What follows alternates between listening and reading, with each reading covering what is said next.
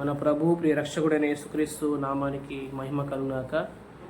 ఈ వాక్యం వింటున్న ప్రియ సహోదరులందరికీ ప్రభు యేసుక్రీస్తు నామమున ప్రేమపూర్వకంగా వందనాలు తెలియజేస్తున్నాను. మరి ప్రభు మహాకృపను బట్టి మనకు క్షేమంగా ఉంచి తన సమాధానకరమైన సంగతులు తన వాక్కుల చేత తృప్తిపరుస్తూ మరి బలపరుస్తూ అన్నింటిలో అత్యధికమైన విజయాన్ని ఇస్తున్న ఆ ప్రభు యేసుక్రీస్తుకే సమస్త మహిమ ఘనత ప్రభావం కలుగుగాక. ప్రియులారా, ప్రతి రోజు సాయంకాల సమయంలో మరి వాక్యాన్ని పంచుకోవడానికి ప్రభు నాకు ఇచ్చిన ఈ గొప్ప అవకాశాన్ని బట్టి ప్రభుని ఎంతగానో స్తుతిస్తున్నాను. మరి ప్రవచించడం నిర్లక్ష్యం చేయకూడి అనే వాక్య భాగాన్ని బట్టి ప్రతిరోజు వాక్యాన్ని పంచుకోవాలని ఆశపడుతుండగా ప్రభు నాకు ఇస్తున్న సహాయాన్ని బట్టి ప్రభుని ఎంతగానో స్తుతిస్తున్నాను. అలాగే ఈ దినం కూడా మరి వాక్యాన్ని చదువుకొని మన వాక్య ధ్యానంలోకి వెళ్దాం. వాక్య ధ్యానాంశముగా కొరింథీయులకు రాసిన మొదటి పత్రిక 2వ అధ్యాయము. కొరింథీయులకు రాసిన మొదటి పత్రిక 2వ అధ్యాయము 7 నుంచి 10 వచనం చదువుకుందాం. కొరింథీయులకు రాసిన మొదటి పత్రిక 2వ అధ్యాయము 7 నుంచి 10 వచనం చదువుకుందాం. దేవుని జ్ఞానం మర్మమై ఉన్నట్టుగా బోధించుచున్నాము. ఈ జ్ఞానం మరుగై ఉండెను. జగదుత్పత్తికి ముందుగానే దీనిని దేవుడు మన మహిమ నిమిత్తము నియమించెను. అది లోకాధికారులలో ఎవనికిని తెలియదు. అది వారికి తెలిసి ఉండిన ఎడల మహిమా స్వరూపియగు ప్రభువును సిలువ వేయకపోయుందురు. ఇందును గూర్చి దేవుడు తను ప్రేమించు వారి కొరకు ఏవి సిద్ధపరచెనో అవి కంటికి కనబడలేదు, చెవికి వినబడలేదు, మనుష్య హృదయమునకు గోచరము కాలేదు అని వ్రాయబడి ఉన్నది. 10వ వచనం చదువుకుందాం. మనకైతే దేవుడు వాటిని తన ఆత్మ వలన బయలుపరిచి ఉన్నాడు. ఆ ఆత్మ అన్నిటినీ దేవుని మర్మములను కూడా పరిశోధించుచున్నాడు. దీనికి సహాయకరంగా మరొక వచనం చదువుకుందాం. యోహాను సువార్త 3వ అధ్యాయము. పరిశుద్ధ గ్రంథంలో నుంచి కొత్త నిబంధన పుస్తకాల్లో యోహాను సువార్త 3వ అధ్యాయము 3వ వచనం అండి. 3వ అధ్యాయం 3వ వచనం. అందుకు యేసు అతనితో, ఒకడు క్రొత్తగా జన్మిస్తేనే గాని అతడు దేవుని రాజ్యమును చూడలేడని నీతో నిశ్చయంగా చెప్పుచున్నాను అనెను. 9వ వచనం. అందుకు నికోదేము ఈ సంగతులు ఎలాగూ సాధ్యములని ఆయనను అడుగగా యేసు ఇట్లనెను. 10వ వచనం. నీవు ఇశ్రాయేలుకు బోధకుడవై ఉండి వీటిని ఎరుగవా? చిన్న మాట ప్రార్థిస్తున్న తర్వాత మనం వాక్యంలోకి వెళ్దాం. పరిశుద్ధమైన దేవానికి వందనాలు, స్తోత్రాలు చెల్లిస్తున్నాం. సమృద్ధైన ఆత్మ సహాయాన్ని మాకు అనుగ్రహించండి. లేఖనాలో ఉండి క్రీస్తును మాత్రమే అగుపరచండి. క్రీస్తుకు మాత్రం మహిమ కలుగును గాకని ప్రార్థన చేస్తున్నాం. ఆత్మ ద్వారా సంగతులు బయలుపరచండి. వాక్శక్తి అనుగ్రహించండి. మీ సంగతులు బయలుపరచండి. వచనం వెంబడి వచనాన్ని, వాక్యం వెంబడి వాక్యాన్ని అందించండి. ప్రభువా నాయన, వినువారికి మేలు కలగాలి, నాకును క్షేమ కలగాలి, కృప చూపించండి. నాయన, ఈ సక్రియ ఆరంభించిన వాడు నీవు ప్రభువా, మీరే కొనసాగిస్తున్న దాన్ని బట్టి మీకు స్తోత్రం చెల్లిస్తున్నాం. దేవుని శక్తియు పరిశుద్ధాత్మ కనబరుషు దృష్టాంతముల్ని, ఆ జీవాన్ని కూర్చిన సంగతులు, ఆ సమాధానకరమైన సంగతులు, ఆ దయగల మాటలు వినాలని మీ సన్నిధికి వస్తుండగా మీరే కృప చూపించండి, బలపరచమని, వాక్యం ద్వారా మాతో మాట్లాడి మమ్మల్ని మీ కృపలు భద్రపరచమని తండ్రి మీకు వందనాలు చెల్లిస్తూ సమస్త మహిమ ఘనత ప్రభావాలు మీకే ఆరోపిస్తూ యేసుక్రీస్తు ప్రభువు నామమున ప్రార్థన చేసి వేడుకొంచున్నాం పరమ తండ్రి, ఆమేన్. చూడండి, ముందుగా మనము చదువుకున్న లేఖన భాగము కొరింథీయులకు రాసిన మొదటి పత్రిక. పౌలు గారు, అపోస్తలుడైన పౌలు గారు కొరింథీయులకు రాసిన మొదటి పత్రిక 2వ అధ్యాయము 7 నుంచి 10 వచనం చదువుకున్నాం. ఇందులో 10వ వచనము, మనకైతే దేవుడు వాటిని తన ఆత్మ వలన బయలుపరిచి ఉన్నాడు. వేటిని? దేవుడు తను ప్రేమించు వారి కొరకు.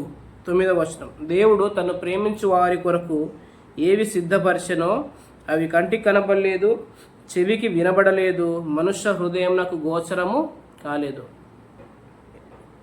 వాటిని అంటే మనకైతే దేవుడు వాటిని, ఏవైతే కంటికి కనబడలేదో, ఏదైతే మనుష్య చెవికి వినబడలేదో, మనుష్య హృదయంలో గోచరం కాలేదో వాటిని దేవుడు మనకైతే తన ఆత్మ ద్వారా బయలుపరుస్తున్నాడు.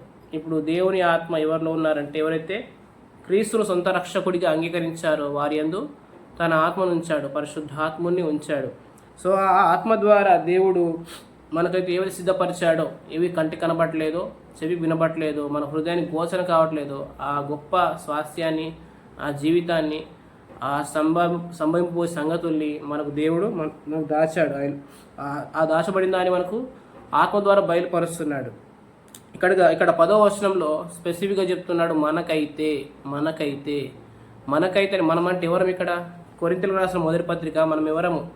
1వ అధ్యాయం 2వ వచనంలో కొరింథీలో ఉన్న దేవుని సంఘము. ఎవరం మనము? దేవుని సంఘంలో చేర్చబడ్డ వారం మనము. సంఘము అంటే ఎవరు? ఇక్కడ చెప్పాడు, సంఘము కొరింథీలో ఉన్న దేవుని సంఘము అనగా క్రీస్తు యేసునందు పరిశుద్ధపరచబడిన వారై. అంటే క్రీస్తులో మనము పరిశుద్ధపరచబడ్డాము. మనం ఎవరము? పరిశుద్ధులం. మనం ఎవరము? మన స్థితి ఏంటిది? పరిశుద్ధులు. ఎవరి యందు? క్రీస్తునందు పరిశుద్ధులం మనము. హెబ్రీయులకు రాసిన పత్రిక 10వ అధ్యాయం 14వ వచనము, ఒక్క అర్పణ చేత ఆయన సదాకాలానికి మనల్ని సంపూర్ణిగా చేశాడు. మనం ఎవరం? క్రీస్తులో సంపూర్ణులము. కొలస్సీ పత్రిక 2వ అధ్యాయం 10వ వచనం. మనం సంపూర్ణం, మనం పరిశుద్ధులం కాబట్టి మనకైతే తన ఆత్మ ద్వారా వీటిని బయలుపరుస్తాడు. నికోదేము అంటున్నాడు, ముసలివాడు తల్లి గర్భంలో మళ్ళీ ఎలా వెళ్తాడు? ఒకడు కొత్తగా జన్మిస్తేనే కానీ దేవుని రాజ్యంలో ప్రవేశం పొందలేడు, దేవుని రాజ్యం చూడలేడని ప్రభు అన్నప్పుడు నికోదేము ఏమంటాడు చూడండి ఒకసారి. ఇక్కడనే యోహాను సువార్త 3వ అధ్యాయంలో, ముసలివాడైన మనుషుడు ఎలాగూ జన్మింపగలడు? అతడు మరలా తల్లి గర్భంలోకి వెళ్తాడా? అయితే ప్రభు అంటున్నాడు 10వ వచనంలో, యోహాను సువార్త 3వ అధ్యాయం 10వ వచనంలో, నీవు ఇశ్రాయేలుకు బోధకుడివై ఉండి వీటిని ఎరుగవా అంటున్నాడు. ఏమంటున్నాడు? నీవు ఇశ్రాయేలుకు బోధకుడివై ఉండి వీటిని ఎరుగవా. ఇప్పుడు ఈ నికోదేము అనే వ్యక్తి రాత్రివేళ ప్రభు దగ్గరికి వచ్చి ప్రభువుని ముఖస్తుతి చేస్తున్నాడు. ఎలాగంటే 2వ వచనంలో, బోధకుడా నీవు దేవుని యొద్ద నుండి వచ్చిన బోధకుడవని మేము ఎరుగుదుము, దేవుడు అతనికి తోడై ఉంటేనే కానీ నీవు చేయుచున్న సూచక్రియలు ఎవడునూ చేయలేడు అంటూ ప్రభువుని ముఖస్తుతి చేస్తున్నాడు. కానీ ప్రభువుని యాక్సెప్ట్ చేసే మనసు దానికి లేదు. అందుకనే సంగతులు ఏవి కూడా గ్రహింపులోకి రావట్లేదు. మొదటగా యేసుక్రీస్తునందు విశ్వాసం ఉంచితేనే కదా పరిశుద్ధులు తీర్చబడతారు. ఆయన విశ్వాసం ఉంచితేనే కదా ఆయన బిడ్డలుగా తీర్చబడతారు. ఆయన బిడ్డలో తీర్చబడిన వారిలో ఆయన ఆత్మ ఉంటాడు. ఆ ఆత్మ ద్వారా ఆ యేసుక్రీస్తుని గురించి సంగతులు బయలుపరచబడతాయి. ఇది కూడా ప్రాసెస్. మరి తను యేసుక్రీస్తుని అంగీకరించట్లేదు ఈయన. అందుకనే ఇక్కడ ఏమంటున్నాడు చూడండి ఒకసారి 12వ వచనంలో, యోహాను సువార్త 3వ అధ్యాయం 12వ వచనంలో, భూ సంబంధమైన సంగతులు నేను మీతో చెప్పితే మీరు నమ్మకున్నప్పుడు పరలోక సంబంధమైనవి మీతో చెప్పిన ఎడల ఎలాగూ నమ్ముదురు? అంటే మనకు అనుగ్రహించబడినవి పరలోక సంబంధమైన సంగతులు. అర్థమవుతుందా? మనకు అనుగ్రహించబడినవి పరలోక సంబంధమైన సంగతులు. ఎందుకంటే మన పౌరస్థితి ఎక్కడ ఉంది? ఫిలిప్పీలకు రాసిన పత్రిక 3వ అధ్యాయము 20వ వచనం ప్రకారం మన పౌరస్థితి పరలోకంలో ఉంది. అది ఎలా ఉందంటే క్రీస్తు యేసునందు భద్రం చేయబడ్డది. మన స్థితి పరలోకంలో ఉంది, కానీ మనం ఉన్నది భూలోకంలో. కాబట్టి మనకు పరలోక సంబంధమైన సంగతులే కావాలి. అర్థమవుతుందా? పరలోక సంబంధమైన సంగతులు యేసుక్రీస్తుని కూర్చున్న సంగతులే. కాబట్టి ఆ యేసుక్రీస్తుని బోధించే ఆ ఆత్మ ప్రభు మనలో ఉన్నాడు. ఎప్పటి వరకు ఉంటాడంటే దేహ విమోచన వరకు మనలో ఉంటాడు ఆయన. అందుకని మనకైతే ఆత్మ ద్వారా బయలుపరచబడుతూనే అన్నాడు కొరింథీ పత్రిక 2వ అధ్యాయంలో. మనకైతే అంటే పరలోక సంబంధులకే. మనం పరలోక సంబంధులమే కదా. యేసుక్రీస్తుని విశ్వసించిన ప్రతి వ్యక్తి కూడా క్రీస్తుతో కూడా లేపబడి తండ్రి కుడిపార్శ్వంలో కూర్చునబెట్టబడ్డారు. చూడండి ఒకసారి మాట. ఎఫెసీయులకు రాసిన పత్రిక 2వ అధ్యాయము 7వ వచనం, క్రీస్తు యేసునందు మనలను ఆయనతో కూడా లేపి. ఎఫెసీయులకు రాసిన పత్రిక 2వ అధ్యాయం 7వ వచనం, క్రీస్తు యేసునందు మనలను ఆయనతో కూడా లేపి పరలోకమందు ఆయనతో కూడా కూర్చునబెట్టెను. ఇప్పుడు క్రీస్తుతో మనం చనిపోయాం, క్రీస్తుతో లేపబడ్డాం, దేవుని కుడి పార్శ్వంలో కూర్చుందాం. కూర్చుండా బెట్టెను అని ఉందా? కూర్చుండా బెడతాడు అని ఉందా? ఇక్కడ ఎఫెసీలో రాసిన 2:7 కూర్చున్న బెట్టెను అని ఉందా, కూర్చున్న బెడతాడని ఉందంటే మీరు జాగ్రత్తగా గమనించినట్లయితే ఇక్కడ కూర్చున్న బెట్టెను అంటే మన స్థితి, మనం ఎక్కడ కూర్చున్నాం ఆల్రెడీ ఇప్పుడు పరలోకంలో దేవుని కుడిపార్శ్వం అని కూర్చున్నాం మనం.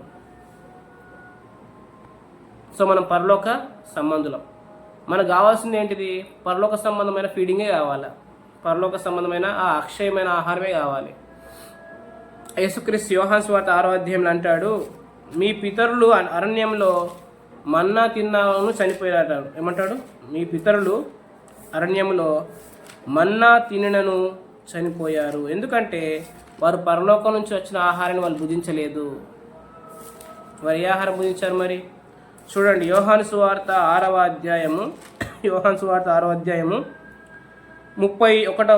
యోహాను సువార్త 6వ అధ్యాయం 31వ భుజించుటకు పరలోకం నుండి ఆయన ఆహారం వారికి అనుగ్రహించెను అని వ్రాయబడినట్టు మన పితరులు అరణ్యంలో మన్నాను భుజించిరని ఆయనతో చెప్పిరి. ఇది 32వ కాబట్టి యేసు పరలోకంలో నుండి వచ్చు ఆహారం మోషే మీకు ఇయ్యలేదు.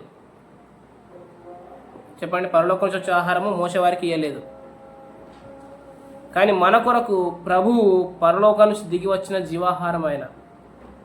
చూడండి ఇక్కడనే 35వ అందుకు యేసు వారితో ఇట్లైనను, జీవాహారమును నేనే, నా యొద్దకు వచ్చేవాడు ఏమాత్రమును ఆకలిగొనడు, నా యందు విశ్వాసం ఉంచేవాడు ఎప్పుడునూ దప్పిగొనడు.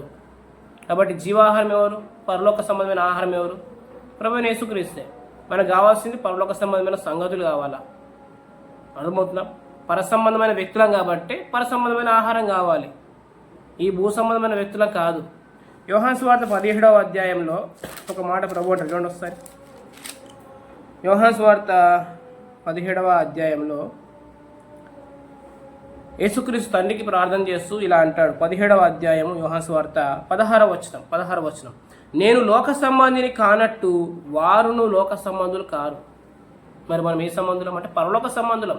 యేసుక్రీస్తు విశ్వాసం ఉంచిన మనము ఈ లోక సంబంధులం కాదు. ఈ లోకంలో ఉన్న అధికారి ఎవరు? ఈ లోకాధికారి ఎవరు? యోహాను సువార్త 16వ అధ్యాయము 10వ వచనం ప్రకారము ఈ లోకాధికారి అపవాది. సాతాను సింహాసనం ఉన్న స్థలమందు మనం కాపురం ఉన్నాం. కానీ మన స్థితి ఎక్కడ ఉంది? పరలోకంలో ఉంది. మన పొజిషన్ పరలోకంలో ఉంది, ఫిలిప్పీ పత్రిక 3:20 వచనం ప్రకారం. కాబట్టి ఈ భూ సంబంధమైన వాటి మీద మనం మనసు పెట్టుకోకుండా పరసంబంధమైన వాటి మీద మనం మనసు పెట్టుకోవాలి. వాటన్నిటి మనం దయచేశారు ప్రభు. మనకైతే వాటిని ఆత్మ ద్వారా బయలుపరుస్తున్నాడు, వాటి మనం దయచేస్తాడు ఆయన. ఎఫెసీలకు రాసిన పత్రిక 1వ అధ్యాయం 3వ వచనం. ఎఫెసీలకు రాసిన పత్రిక 1వ అధ్యాయము 3వ వచనం, మన ప్రభు అయిన యేసుక్రీస్తు యొక్క తండ్రి యగు దేవుడు స్తుతింపబడునుగాక. ఆయన క్రీస్తునందు పరలోక విషయంలో ఆత్మ సంబంధమైన ప్రతి ఆశీర్వాదాన్ని మనకు అనుగ్రహించను. ఆల్రెడీ దయచేసాడు ఆయన, వాటి మనం పొందుకోవాలి. పరలోక విషయంలో ఆత్మ సంబంధమైన ప్రతి ఆశీర్వాదాన్ని మనకు అనుగ్రహించాడు. ఎలా అంటే తండ్రి అయిన దేవుడు యేసుక్రీస్తులో ఆ పరసంబంధం ప్రతి ఆశీర్వాదం ఉంచాడు ఆయన. మనం నిన్నటి దిన చూసాం కొలస్సీలకు రాసిన పత్రికలో, ఆయన శిలువ రక్తం చేత సంధి చేసి యేసుక్రీస్తులో సర్వ సంపూర్ణతను ఆయన ఉంచడానికి ఆయనకు అభిష్టమైంది, ఆయన ఇష్టపడ్డాడు. చూడండి ఇక్కడనే 10వ వచనం, ఎఫెసీలకు రాసిన పత్రిక 1వ అధ్యాయం 10వ వచనంలో, ఈ సంకల్పమును బట్టి ఆయన భూమిలో ఆయన పరలోకంలో ఉన్నవే కానీ భూమి మీద ఉన్నవే కానీ సమస్తమును క్రీస్తునందు ఏకంగా సమకూర్చవలనని తనలో తాను నిర్ణయించుకొనెను. తండ్రైన దేవుడు యేసుక్రీస్తులో ఆ భూమి మీద ఉన్నవి కానీ పరసంబంధమైనవి కానీ వాటి దయచేయడానికి యేసుక్రీస్తునందు సమకూర్చాలని నిశ్చయించుకున్నాడు ఆయన. ఇక్కడ నిశ్చయించుకున్నాడు రాశాడు కదా. కొలస్సీలకు రాసిన పత్రిక 1వ అధ్యాయం 20వ వచనంలో, తండ్రి అభీష్టమాయను, ఆయనకు ఇష్టమైంది ఆయన ఉంచాలని, తన ప్రియ కుమారుని యందు మనకు ఆయన ఉంచాడు. ఆయన మన పరలోకపు తండ్రి, మనం ఆయన కుమారులం, ఆయన వారసులం. ఆయన కుమారులం కాబట్టి సమస్తానికి వారసులం మనం. ఆ వారసత్వాన్ని పొందుకోవడానికి, మన తండ్రికి కలిగిన యావదాస్తిని మనం పొందుకోవడానికి మనం అర్హులం. చిన్న కుమారుడు తప్పిపోయిన చిన్న కుమారుడు అని చెప్తారు కదా, అతడు ఆ దూరదేశం వెళ్ళే ముందు తండ్రి ఆస్తిని రాసిమని అడిగాడు. అంటే ఆ ఆస్తిలో భాగం ఎవరికి? చిన్న కుమారునికి, పెద్ద కుమారునికి, ఆ కుమారులకే కదా. అంటే తండ్రి కలిగిందంతా కూడా మనదే. నావన్నీ మీవే కదా అన్నాడు పెద్ద కుమారునితో తండ్రి. కాబట్టి తండ్రిలో ఉన్న ఆ ఆస్తి, ఆ స్వాస్థ్యము, వాటన్నిటికి మనము హక్కుదారులం, వారసులం. అవన్నీ కూడా యేసుక్రీస్తులో ఉంచాడు ఆయన. యేసుక్రీస్తులో ఉంచిన ఆ వారసత్వాన్ని, ఆ స్వాస్థ్యాన్ని మనం ఇప్పుడు మనకైతే తన ఆత్మ ద్వారా బయలుపరుస్తున్నాడు. సో మన పని ఏంటంటే ఆత్మ ద్వారా మనం తెలుసుకోవాలి, ఆత్మ ద్వారా తెలుసుకోవాలి. ప్రకృతి సంబంధమైన మనుషుడు వాటిని తెలుసుకోలేడు. మరి ఎవరు తెలుసుకుంటారంటే ఆ ఆత్మ ప్రభువే ఒకడు క్రొత్తగా జన్మిస్తే తెలుసుకుంటాడు.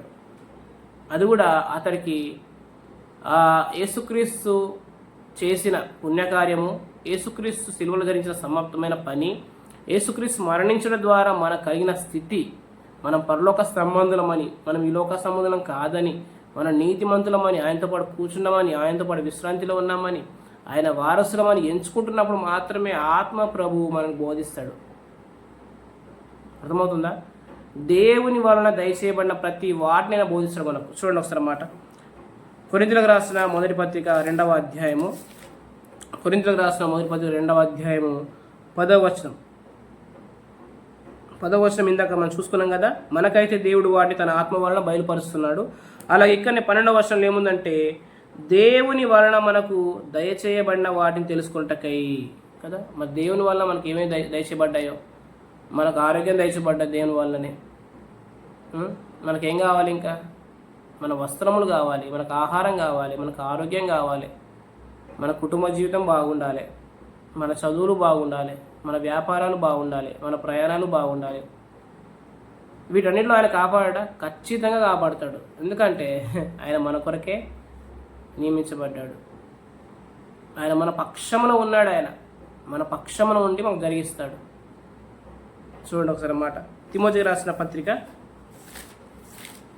పౌలు గారు తన కుమారుడైన తిమోతికి రాసిన పత్రికలో 2వ పత్రిక చూడండి ఒకసారి. తిమోతికి రాసిన 2వ పత్రిక 4వ అధ్యాయం, చివరి అధ్యాయము 4వ అధ్యాయము 17వ వచనం. అయితే నా ద్వారా సువార్త పూర్ణంగా ప్రకటింపబడు నిమిత్తమును అన్యజనులందరూ దాని విను నిమిత్తమును ప్రభువు నా ప్రక్క నిలిచి నన్ను బలపరిచెను కదా. ప్రక్క నిలిచి అనే చోట ఫుట్నోట్లు ఏముంది? నా పక్షమున ఉన్నాడు. ప్రభు మన పక్షాన ఉన్నాడు, మనకు బయలుపరుస్తాడు. ఆత్మ ద్వారా సంగతులు బయలుపరుస్తాడు. అబ్రహాంతో అన్నాడు, నేను చేయబో సంగతిని అబ్రహాముకు దాచదనా అన్నాడు. దాచలేదు కదా, ప్రతిదీ రివీల్ చేశాడు. సొదొమలో ఏం జరుగుతుందో అబ్రహాం చెప్పాడు. సమాచారం వచ్చింది అబ్రహాంకి. ఏమొచ్చింది? సమాచారం వచ్చింది కదా. సో ప్రభు సంగతులు మరుగు చేయడు. ప్రభు మనకు తెలియజేస్తూ వాటిని నెరవేర్చాలని ఇష్టపడుతున్నాడు. అర్థమవుతుందా? ఇర్మియా గ్రంథంలో ఒక మాట చూద్దాం. చూడండి, ఇర్మియా గ్రంథం మొదటి అధ్యాయము, 11-12 వచనాలు. ఇర్మియా గ్రంథం 1వ అధ్యాయం 11-12 వచనాలు. మరియు యెహోవాకు నాకు ప్రత్యక్షమై, ఇర్మియా నీకేమి కనబడుచున్నది అని సెలవిచ్చాను. అందుకు బాదాము చెట్టు చువ్వ కనబడుచున్నదని నేను అనగా, యెహోవా నీవు బాగుగా కనిపెట్టిదివి, నేను చెప్పిన వాక్యము నెరవేర్చుటకు నేను ఆతురపడుచున్నాను అని. అంటే ఆయన మనకు వాక్యం ఇస్తున్నంటే, ఆయన చెప్తున్నాడు ఖచ్చితంగా దాన్ని ఏం చేస్తాడు? దాన్ని నెరవేర్చడానికి ఆయన ఆతురపడతాడు, తొందరపడతాడు. మరొక మాట చూపిస్తాను చూడండి ఒకసారి. ప్రకటన గ్రంథం 1వ అధ్యాయము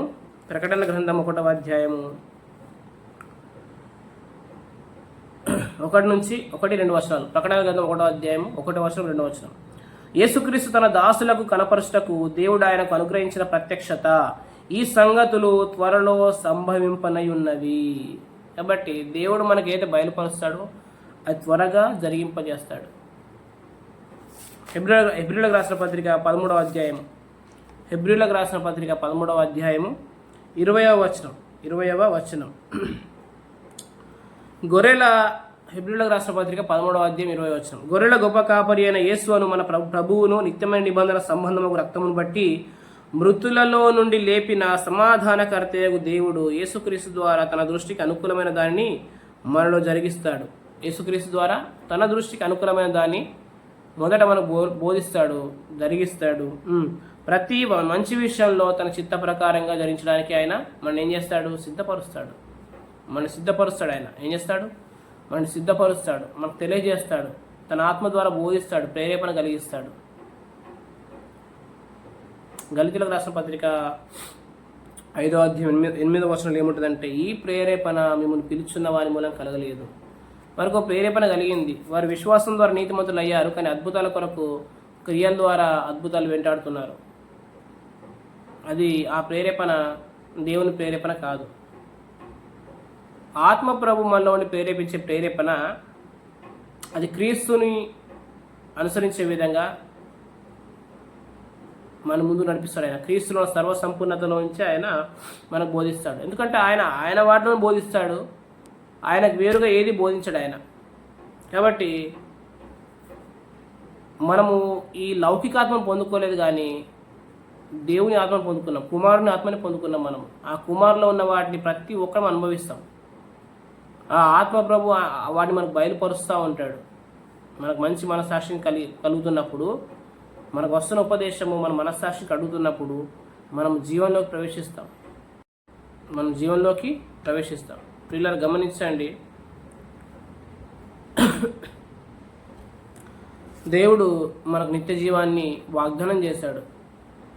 నిత్య జీవం అంటే ఏంటిదంటే, ప్రభువు రాబోతున్నాడు, ప్రభుతో పాటు పరలోకంలో మనం ఆయనతో పాటు వెళ్తామనేది కాదు. ఇప్పుడు ప్రస్తుతం కూడా మనం ఏలాలి.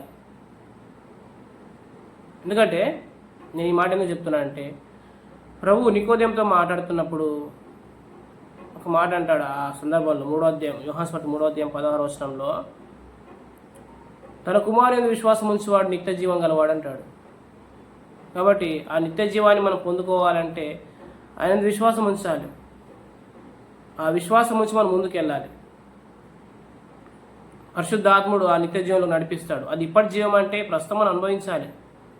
పౌలు గారు అంటాడు గళితులకు రాసిన పత్రిక 2వ అధ్యాయంలో, నేను ఇప్పుడు శరీరం అందు జీవించున్న ఈ జీవితం అంటాడు, అది నా కొరకు తాను అప్పగించుకున్న దేవుని కుమారుని విశ్వాసం వల్ల అంటాడు జీవించున్నా అంటాడు. కాబట్టి యేసుక్రీస్తులోనే ఆ జీవితం ఉంది, నిత్య జీవితం ఉంది. అది ఈ శరీరం అంది అనుభవించాలి, ఈ మర్త్య దేహం అంది అనుభవించాలి, ఈ మంటి దేహం అంది అనుభవించాలి. ఈ దీన శరీరం అందే ఫిలిప్పీ పత్రిక 3వ అధ్యాయం 21వ వచనం, ఈ దీన శరీరం అంది అనుభవించాలి. ఈ చావునకు లోనైన శరీరం అంది అనుభవించాలి, రోమపత్రిక 8వ అధ్యాయం 11వ వచనం. కాబట్టి ఈ శరీరం అందు మనం అనుభవించవలసిన వారమే ఉన్నాం ప్రియులారా. మనకు నిరీక్షణ ఉంది ఏంటంటే, ఆ జీవం భద్రంగా ఉంది, ఆ జీవం రివీల్ అవుతుంది. మనం ఎలా వెళ్ళాలి, మన ఆలోచనలు, మన ప్రయత్నములు, మనం ఏం చేయాలన్నా కానీ ఆత్మప్రభు బయలుపరుస్తున్నాడు. ఇంకా మనకు టెన్షన్ లేని జీవితం అన్నమాట. ప్రభువే మనకు బోధిస్తాడు, ప్రభువే మనకు వివేకం అనుగ్రహిస్తాడు. పౌలు గారు తిమోతికి రాస్తా అంటాడు, ప్రభు అన్ని విషయాల్లో నీకు వివేకం అనుగ్రహిస్తాడని రాస్తాడు. కాబట్టి ప్రభు మనకు దయచేస్తాడు. మనకి ఏది కావాలన్నా కూడా మనకు ఆలోచన చెప్తాడు. ఆయన ఆలోచనకర్త, మన గైడెన్స్ చేస్తాడు. ప్రవక్తల ద్వారా లేఖనాలు రాయించినప్పుడు వారు ఊహను బట్టి రాయలేదు కదా, దైవావేశం వల్ల రాయబడిన లేఖనాలు అవి. ఆ లేఖనాలని మనం ఇప్పుడు వింటూ ఉన్నాం. ఆ లేఖనాల సారాన్ని ఆయన యేసుక్రీస్తు తెలుసుకుంటున్నాం. కాబట్టి మనకు అందులో ఉన్న స్టఫ్ దొరుకుతుంది, జీవం దొరుకుతుంది. మనలో కూడా ఆత్మప్రభు ఉన్నాడు, ఎల్లప్పుడూ నివసిస్తున్నాడు. మనం ఆ లేఖనాల్లో ఆ వాగ్దానాల్ని పొందుకుంటూ ఆ వాగ్దాన సంబంధమైన జీవితాన్ని ఇంకా శ్రేష్టంగా జీవించవచ్చు. అర్థమవుతుందా? మనము కొత్త నిబంధన కింద ఉన్నాం కాబట్టి మన సంగతులు ఏది ఆయన దాచిపెట్టాడు, బయలుపరుస్తాడు. మనకైతే అంటున్నాడు, మనకైతే అంటే ఎంత విశేషమైన వారం.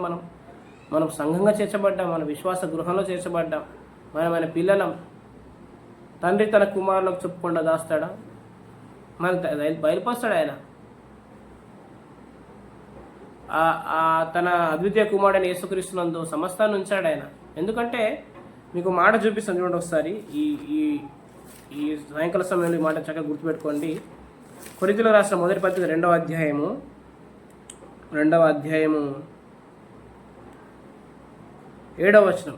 వచనం, దేవుడు జ్ఞానం మర్మమై ఉన్నట్టుగా బోధించుచున్నాము, ఈ జ్ఞానం మరుగై ఉండెను, అయితే ఇక్కడ గమనించండి, జగదుత్పత్తి ముందుగానే దీనిని దేవుడు మన మహిమ నిమిత్తం నియమించాను. అంటే దేవుడు తన మాటలు అందజేస్తూ, దేవుడు తన జ్ఞానాన్ని మనతో పంచుకుంటూ మనల్ని మహిమపరుస్తాడు. అంటే మీరు అభ్యంతరపడవచ్చు. దీని అర్థం ఏంటిదంటే, దేవుడు తన సంగతుల్ని మనకు రివీల్ చేస్తూ ఆత్మ ద్వారా మనల్ని గొప్ప చేయాలని ఆయన ఉద్దేశం. మనం ఆ సంగతుల్లో ఆనందించాలని ఆయన ఉద్దేశం. ఆ సంగతులను బట్టి నడుచుకోవాలని ఆయన ఉద్దేశం. కాబట్టి ఈ లేఖనాలను అబద్ధం చేసుకోవద్దు. దేవుడు తన సంగతుల ద్వారా మనం మహిమపరుస్తాడు. మనము ఆ సంగతులను బట్టి జీవిస్తున్నప్పుడు మన ద్వారా దేవునికి మహిమ కలుగుతుంది. అర్థమవుతుందా? కాబట్టి మన ద్వారా ఆయన మహిమపరచబడాలి, మన ద్వారా ఆయన ఘనపరచబడాలి. అలా ఘనపరచబడాలంటే మనకు కావాల్సిన పరలోక సంబంధమైన సంగతులు మనకు రావాలి. ఫిలిప్పీలకు రాసిన పత్రిక 3వ అధ్యాయం ఏంటి వస్తాయి? ఫిలిప్పీలకు రాసిన పత్రిక 3వ అధ్యాయము 20వ వచనంలో ఏముందంటే, మన పౌరస్థితి పరలోకం నందు ఉన్నది. మన పౌరస్థితి ఎక్కడుంది? పరలోకంలో ఉంది. ఇక్కడ 18వ వచనంలో క్రీస్తు శిలువకు శత్రువులుగా నడుచుకుంటున్న వారు ఉన్నారు. వారు ఏం చేస్తున్నారు? వారి కడిపే వారికి దేవుడు. వారు సిగ్గుపడవలసిన సంగతులను అసహిస్తున్నారు. ఎందుకంటే వారికి తాత్పర్యాలు బయలుపరచబడట్లేదు, వారి సంగతులు బయలుపరచబడట్లేదు. కాబట్టి వారి మనసంతా కూడా భూ సంబంధమైన వాటి మీదనే ఉంది. చూడండి ఒకసారి 19వ వచనంలో, భూ సంబంధమైన వాటి అంటే మనసు వస్తున్నారు. ఇక్కడ పౌలు గారికి దేవుడు సంగతులు బయలుపరుస్తున్నప్పుడు ఒకవేళ వేరు తాత్పర్యం ఉంటే కూడా అది కూడా బయలుపరుస్తానని చెప్పాడు ఇక్కడ ఆయన 15వ వచనంలో. కాబట్టి మనలో సంపూర్ణమైన వారం అందరం ఈ తాత్పర్యం కలిగి ఉందాము. అప్పుడు దేని గురించి అయినా మీకు వేరు తాత్పర్యం కలిగి ఉన్నాడలా అదియు దేవుడు మీకు బయలుపరచును కదా. అంటే దేవుడు సంగతి బయలుపరుస్తాడు. ఒకవేళ ఆయన ఉద్దేశము ఇదే ఉంటే దేవుడు అది కూడా చెప్తాడు, నా తాత్పర్యం ఇది, నా సంగతి ఇది, నేను చెప్పాలనుకుంటుంది ఇది అని ఆయన చెప్తాడు. అయితే 16వ వచనం అంటాడు, అయినాను ఇప్పటి వరకు లభించిన దాన్ని బట్టి క్రమంగా నడుచుకుందాం. ఇప్పటిదాకా ప్రభు ఏం మాట్లాడాడో దాన్ని బట్టి మనం క్రమంగా నడుచుకోవాలి. కొందరు సంగతులు రాకపోయినప్పటికీ వారు సిగ్గుపడవలసిన విషయాలు అసహిస్తున్నారు. వారు భూ సంబంధమైన వాటి మీదనే మనసు పెడుతున్నారు. మనం ఎవరము? పరసంబంధమైన వ్యక్తులము. విశ్వాసికి పరసంబంధమైన సంగతులు చెప్పాలి. మీరు పరలోకంలో కూర్చున్నారు, మీ జీవితం పరలోకంలో క్రీస్తునందు భద్రంగా ఉంది, మీ స్వాస్థ్యం భద్రంగా ఉంది, అది అక్షయమైంది, వాడబారింది, నిర్మలమైందని చెప్పాలి. అక్కడ ఆ జీవితం భద్రంగా ఉందని చెప్పాలి. అది క్రీస్తు యేసులో ఉన్న జీవితం అని చెప్పాలి. మరి ఆ క్రీస్తు యేసులో ఉన్న జీవితం చెప్తేనే కదా విశ్వాసం జీవిస్తాడు. అర్థమవుతుందా? యోహాను సువార్త 21వ అధ్యాయంలో యోహాను దాని మీద ఉన్న యేసుక్రీస్తుని గుర్తుపట్టి ఏమంటాడంటే, ఆయన ప్రభు సుమి అంటాడు. ఆ వాయిస్ మనం వినాలి. ప్రభు అంటాడు యోహాను సువార్త 10వ అధ్యాయంలో, నా గొర్రెలు నా స్వరం వినును అంటాడు. ఎందుకు ఆయన స్వరం వినాలి? ఎందుకు ఆయన మాటలు వినాలి? ఎందుకు ఆయన సంగతులు మన దగ్గర రావాలి అంటే మనం ముందు కొనసాగాలి. ఆయన స్వరం లేకపోతే మనం ముందు కొనసాగలేం కదా.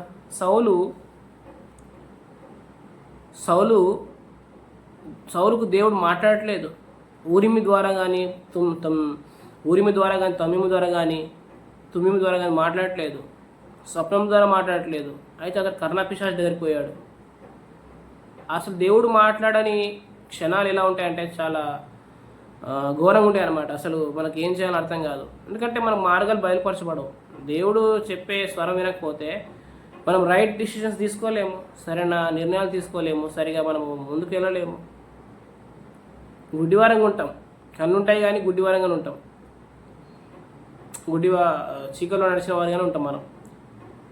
ఎప్పుడైతే సంగతులు బయలుపరచబడతాయో అప్పుడు మాత్రం మనం సరైన మార్గంలో వెళ్తాం. ప్రియులారా గమనించండి, మనకైతే దేవుడు తన ఆత్మ ద్వారా సంగతులు బయలుపరుస్తున్నాడు. అది మన మహిమ నిమిత్తమే, మనల్ని బలపరచాలని. మరుగై ఉన్నది ఏది బయలుపరచబడకపోదు కదా. అయితే దేవుడు తన సంగతుల్ని జగదుత్పత్తి ముందుగానే మన మహిమ నిమిత్తమైన మరుగు చేశాడు. ఇప్పుడు సంఘంలో చేర్చబడిన మనకు యేసుక్రీస్తునందు ఆ విశ్వాస గృహం చేయడం మనకు ఆయన బయలుపరుస్తున్నాడు. ఎందుకంటే మన మహిమపరచాలని ఆశపడుతున్నాడు. ఆయన సంఘాన్ని ఆయన ప్రేమిస్తున్నాడు.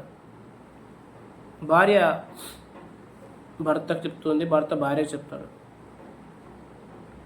సంఘాన్ని క్రీస్తుని పోలుస్తూ భార్య భర్తల మధ్య ఉన్న పోలికని చెప్తూ మాట్లాడతాడు. అటువంటి క్రీస్తు కూడా సంఘమును ప్రేమించి అది ఆ మాట అంటే చూడండి ఒకసారి ఎఫెసీయులకు రాసిన పత్రిక 5వ అధ్యాయము, ఎఫెసీయులకు రాసిన పత్రిక 5వ అధ్యాయము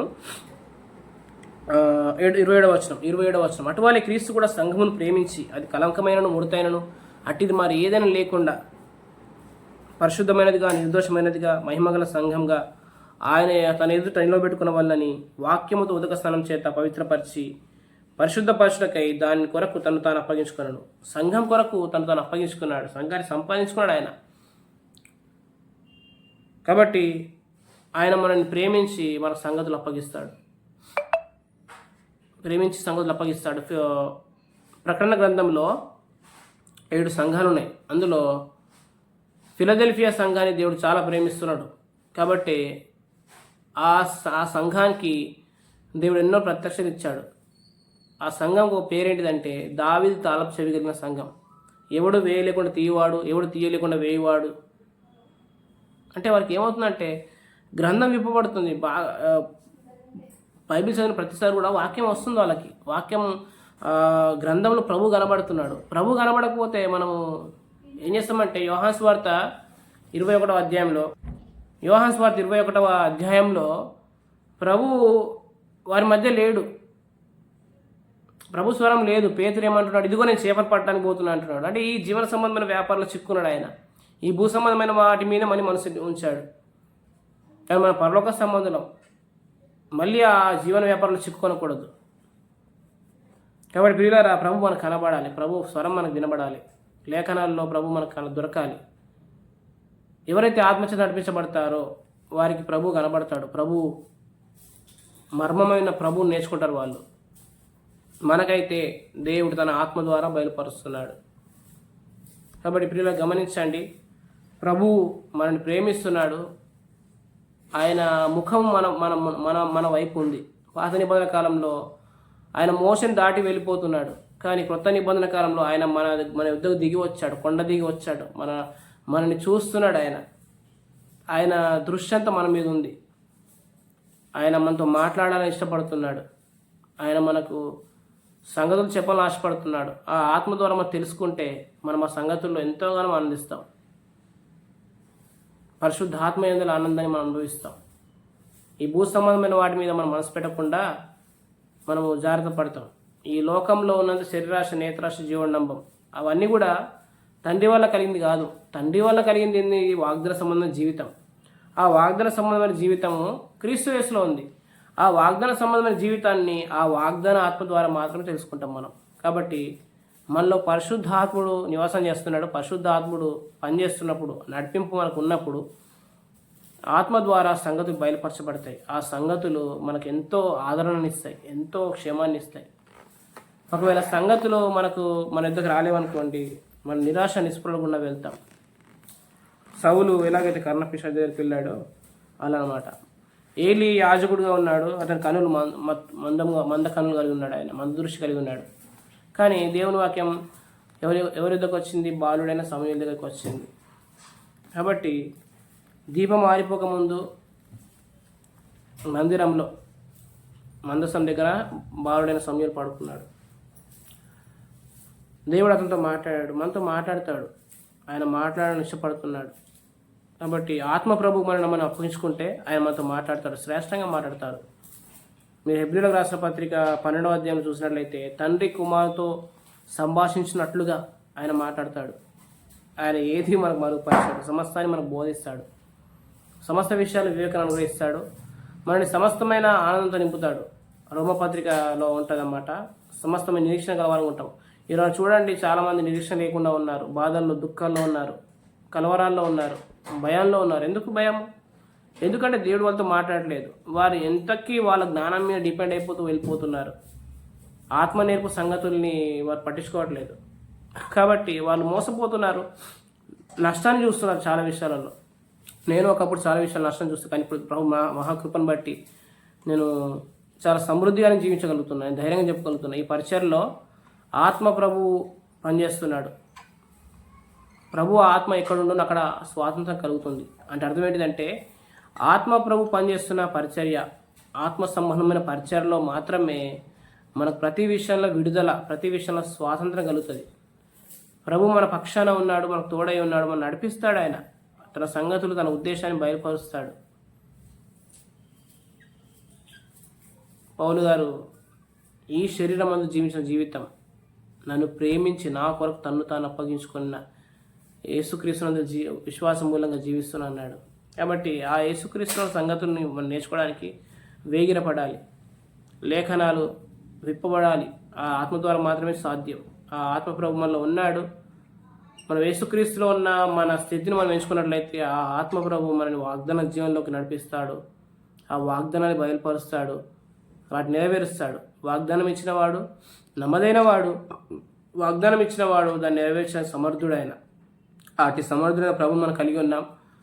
ఆయన మనల్ని ఎడబాసేవాడు కాదు, మనకు ఎల్లప్పుడూ మనకు తోడుగా ఉన్నాడు. ఆయన మార్క్స్ వార్త 16:20 ప్రభు వారికి సహకారుడు ఉండేనుంది. అంటే ఆయన సహకారుడుగా మనకు ఉన్నాడు. ఆయన మన చేయి విడిచిపెట్టేవాడు కాదు, మనకు తోడుగా ఉన్నవాడు, మనం బలపరిచేవాడు. మరి ఏ సహవాసంలోనైతే ఎవరికైతే ఆత్మ సంబంధమైన పరిచయం దొరుకుతుందో, ఏ పరిచయంలో అయితే ఆత్మప్రభు పనిచేస్తాడో, ఒక విశ్వాసి యొక్క మనస్సాక్షి కడగబడి ఆ విశ్వాసి యొక్క స్థితి ఏంటో అతడు ఎదిగి అతడు ప్రభునందు ఆనందిస్తాడు. అతనిలో ఉన్న పరిశుద్ధ ఆత్మ ద్వారా అతడి సంగతులు బయలుపరచబడతాయి. అతడు ఆ నిత్య జీవ మాటని అనుభవిస్తాడు. ఇప్పటి జీవం విషయంలో కూడా అతడు అత్యధికమైన ఆనందాన్ని పొందుకుంటాడు. ఇప్పటి జీవం విషయంలో దుఃఖము, నిరాశ అనేది లేదండి. యేసుక్రీస్తునందున్న జీవితం, ఒక విశ్వాసి జీవితం, క్రైస్తవం అనేది ఇప్పటి జీవం విషయంలో నిరీక్షణ. రాబో జీవం విషయంలో ప్రభు వస్తాడు, మనం ఎత్తబడతాం. అది దీని నిమిత్తమై మనం సిద్ధపరిచిన వాడు దేవుడు అని ఉంటుంది 2 కొరింథీ పత్రిక 5:5 ప్రభు వస్తే ఎత్తబడతాం, మహిమ దేహం ధరించుకుంటాం. కానీ ప్రజెంట్ ఈ లోకంలో మనము అద్భుతమైన జీవనం జీవించవచ్చు. అందుకనే పౌలు అంటాడు, నేను ఇప్పుడు అంటే ఈ శరీరమందు, ఇప్పుడు ఈ శరీరమందు అంటాడు. ఈ శరీరమందు, ఈ సంఘకాలంలో ప్రభు పరలోక నివాసిగా ఉన్న ఈ కాలంలో మనం నివసించాలి. ఈ కోతకాలంలో, ఈ కృపాకాలంలో, ఈ సంఘకాలంలో, ఆత్మప్రభు పనిచేస్తున్న ఈ కాలంలో మనము జీవవాక్యాన్ని చేతపడుకొని మనం జ్యోతుల వలె ఉండాలి. అట్టి కృప ప్రభు మనందరికీ దయచేయునుగాక. కాబట్టి ఈ సాయంకాల సమయంలో ఒక మాట జ్ఞాపకం చేసుకోండి. మనకైతే ప్రభు తన ఆత్మ ద్వారా బయలుపరిచి ఉన్నాడు. ఈ మాట ఎప్పుడు మననం చేస్తూ దాన్ని అభ్యాసం చేయండి. ప్రభు మీకు మరిన్ని తలుపులు దయచేస్తాడు. ప్రభు ఈ వాక్యాన్ని మన వినికిల్లో దీవించునుగాక. చిన్నమాట ప్రార్థన చేసిన తర్వాత మనము ఈ యొక్క వర్తమానం ముగించుకుందాం. పరిశుద్ధులైన దేవానికి వందనాలు, స్తోత్రాలు చెల్లిస్తున్నాం. యేసుక్రీస్తు ప్రభువుని ఒప్పుకొని దేవుడు మృతుల్లోంచి ఆయన లేపనని విశ్వాసం ఉంచిన వారు, నోటితో ఒప్పుకున్నవారు, ప్రభువుని ఒప్పుకున్నవారు, వారు రక్షణ పొందినవారు, వారిలో ఆత్మ ప్రభు నివసిస్తున్నాడు. ఆయన మరి యేసుక్రీస్తు ద్వారా గల స్థితిని అతడు ఎంచుకుంటున్నప్పుడు ఖచ్చితంగా అతను ఉన్న ఆత్మ ఏవైతే కంటి కనబడలేదు, చెవి వినబడలేదో, మనుషుల హృదయానికి గోచరం కాలేదో వాటిని బయలుపరుస్తాడు. మనకైతే దేవుడు తన ఆత్మ ద్వారా బయలుపరుస్తున్నాడు. ఆయన మీ మాటలు మాకు కావాలి, ఆ నిత్యజీవ మాటలు, ఆ క్రీస్తులో ఉన్న వాగ్దాన సంబంధమైన జీవితం మాకు కావాలి. ఆ జీవితం మేము జీవిస్తేనే మా ప్రభు, మా తండ్రి, మేము సంతోషంగా ఉన్నట్టు, మేము నిరీక్షణ కలిగి జీవిస్తున్నట్టు, మేము ఆదరణ కలిగి జీవిస్తున్నట్టు, మేము క్షేమం కలిగి జీవిస్తున్నట్టు. సంగతులు బయలుపరచబడకపోతే మేము గుడ్డివారంగా ఉంటాం ప్రభు. నాయన మేము అందులుగా ఉంటాం ప్రభు. అట్టి స్థితిలో ఎవరు వెళ్ళకుండా ప్రభు సహాయం చేయండి. ఆత్మ ద్వారా సంగతులు బయలుపరచండి, తేటగా మాట్లాడండి, స్పష్టంగా మాట్లాడండి. ఆ జీవాన్ని మాకు ఇంకను తెలియజేయండి. యేసుక్రీస్తుని గూర్చి వినడానికి మేము వేగిరపడుతూ మీ సన్నిధికి వచ్చి కృప అనుగ్రహించండి, బలపరచండి.